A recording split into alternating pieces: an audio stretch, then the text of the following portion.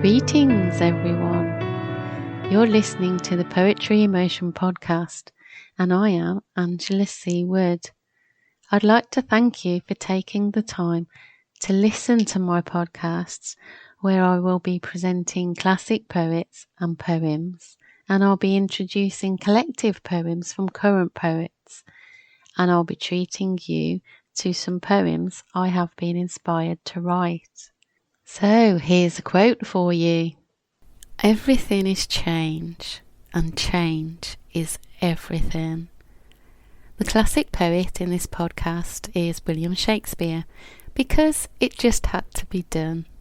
I'll drop the link below if you would like some more information about him. He was born in 1564 and died in 1616. The English playwright, poet and actor. Often known as the Bard of Avon, Shakespeare is renowned as a national poet, and his extensive works includes collaborations. Consists of 39 plays, 154 sonnets, and 3 long narrative poems. His early plays were primarily comedies and history, and are regarded as some of the best work produced in these genres. Then he started writing mainly tragedies until 1608, which included Hamlet, Romeo and Juliet, King Lear and Macbeth. And we all know the most famous "to be or not to be." That is the question. But as you know, that can be used to complement Shakespeare's works. It could be used in a number of ways, and I know that I've heard it in adverts because it is so famous and everybody knows who wrote it. Some say that Hamlet was his best play, and that Romeo and Juliet is often regarded as the Bard's most famous play, and also very famous for his Shakespearean Sonnets, which, as you may or may not know, sonnets or poems are 14 lines, and it all depends on what kind of rhyme or rhythm that you're going to use with it. Depends on what kind of sonnet it is. All sonnets are written in an iambic pentameter. To name but a few, there's the Italian sonnet, the Spenserian sonnet, the Milton sonnet, the terza rima and the curtal, of which these will be covered in my mini-pods, and hopefully explained in a way that it can be understood as to why there are different types of sonnets. So moving swiftly on, I'd like to start with William Shakespeare's Sonnet 18. Shall I compare thee to a summer's day? Thou art more lovely and more temperate. Rough winds do shake the darling buds of May, and summer's lease hath too short a date. Sometimes too hot the eye of heaven shines, and often is his gold complexion dimmed, and every fair from fair sometime declines, by chance or nature's changing course untrimmed. But thy eternal summer shall not fade, nor lose possession of that fair thou ought'st, nor shall death brag thou wanderest in his shade, when in eternal lines to time thou'st growest. So long as men can breathe or eyes can see, so long lives this, and this gives life to thee. And I'm sure there's not one that's heard Shall I compare thee to a summer's day? So moving on to his Sonnet 25. Let those who are in favour with their stars. Let those who are in favour of their stars of public honour and proud titles boast, whilst I whom fortune of such triumph bars, unlooked for joy in that I honour most.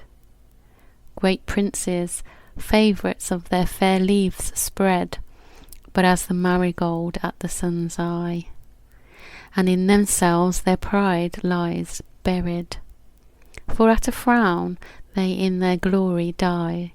the painful warrior famous for fight, after 1,000 victories once foiled, is from the book of honour raised quite, and all the rest forgot for which he toiled. Then happy I that love and am beloved, where I may not remove nor be removed.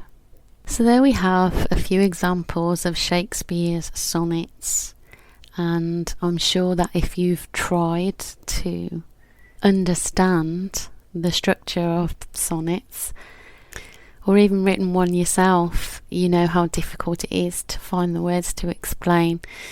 A lot of the sonnets I understand are very difficult to make out what they're trying to say. Modern day poetry is very much the same. The sonnets, the verse, the prose, and all the different types of poetry is still being practiced. So I'd like to introduce to you my current poet, Ian Henry. He's been writing and performing poetry and theatre for over 30 years. His day job is a solicitor at Ian Henry Solicitors Limited, but his passion is wordplay and performance.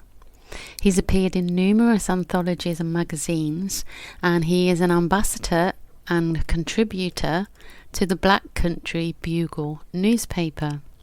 He is also a member of the Belmont Rep Theatre and a former Walsall Poet Laureate, the Sutton Coldfield Community Games Poet Laureate, and he now writes news, updates and articles about the arts for the Best of Birmingham, the Best of Walsall, the Best of Sutton Coldfield and the Best of Wolverhampton.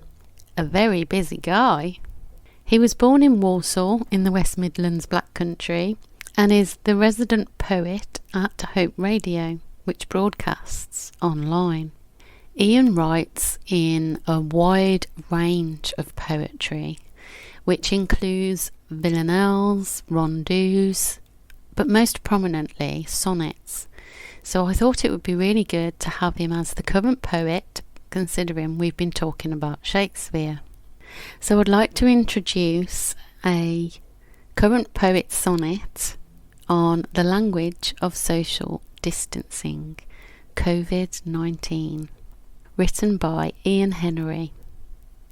6 feet apart and not 6 feet under, grieving families with hands on window panes, quarantined masked grandchildren in the rain. Coronavirus has torn asunder. Waves with the rush of tsunami thunder, engulfing constellations of sorrow. The curl of surf, trembling foam of woe, pandemic, the news-drunk virus plundered. United, come together, but stay apart. Social distancing, wash hands and wear masks. It's the language of love, it's all we ask. As the coronavirus scales ramparts, communicate by voice, eyes and heart. Life can't be measured by inches and feet, but love and respect, kind deeds, words so sweet. Let's begin again and our lives restart.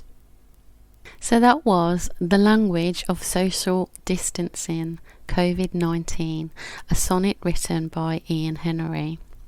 So if there are any poets out there who would like to submit poems of their own and be included in an interview for my Patreon, please click my website link and there is instructions and contacts for you to submit your poems. I hope you've enjoyed the comparison to modern day poetry and the classics. As I've come to discover, there are lots of forms of poetry which will be introduced in my mini pods.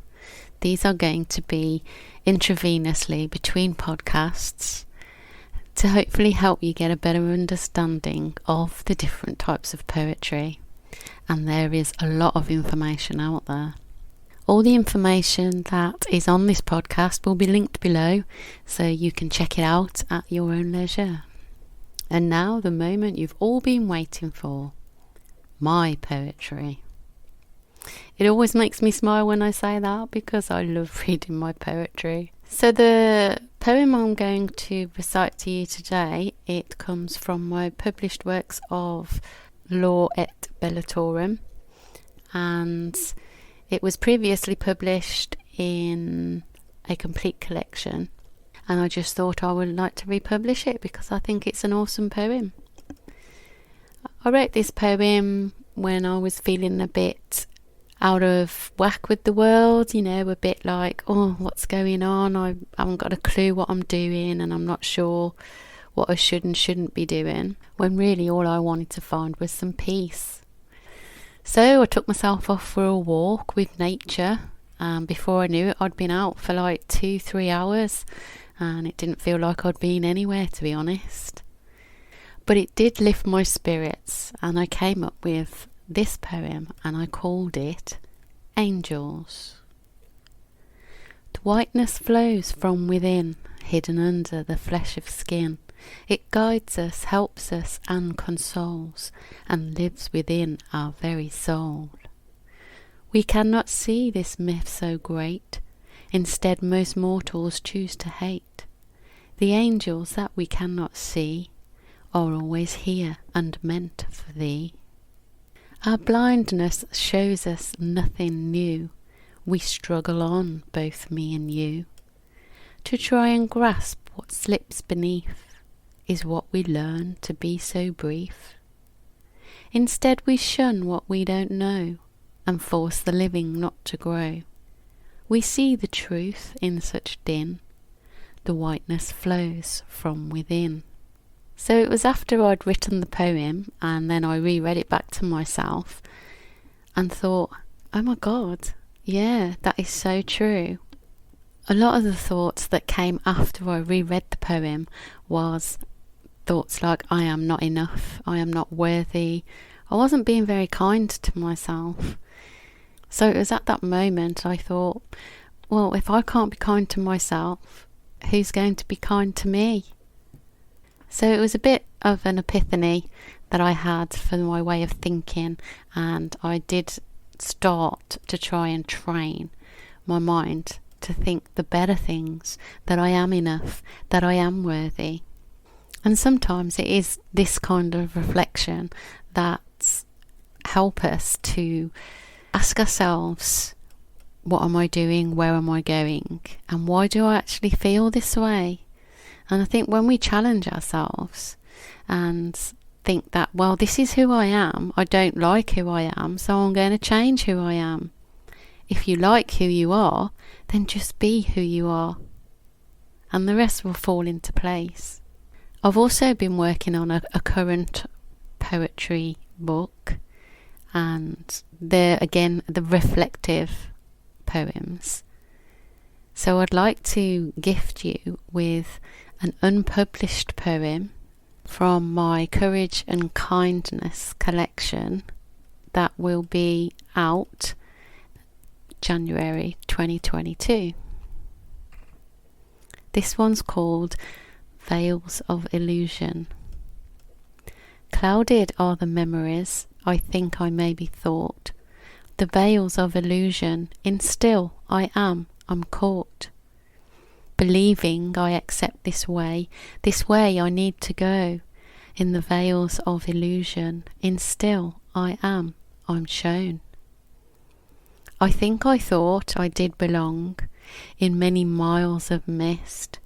In the veils of illusion, in still I've slipped.